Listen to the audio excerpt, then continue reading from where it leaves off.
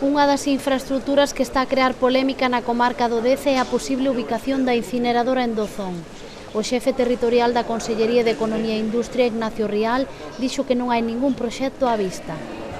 Eu penso que non hai ningún proxecto en Dozón, en todo caso, hai un proxecto industrial que é cumplir coa incineradora que non ten ubicación e, polo tanto, cando haxa un proxecto tendrá que cumplir todas as normativas sectoriales de medio ambiente, a que lle corresponda no seu caso, de concellos, urbanística e demais, e, polo tanto, nós non poñemos a ubicación da incineradora, ten que ser unha proposta da empresa adjudicataria desos megavatios a que debe de decidir onde vai facer o seu proxecto industrial. A partir de aí tendrá que cumprir con todas as normativas sectoriales que son de aplicable a ese tipo de instalacións. Nós, en principio, creo que non temos constancia de que haxa un proxecto con esa ubicación.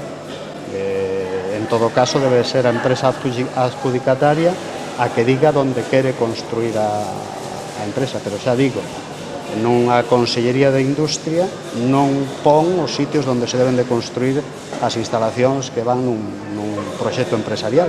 Ten que ser a propia Consellería, con todos os permisos habilitados, a que diga que é unha instalación. Esa instalación é allea ás propias competencias.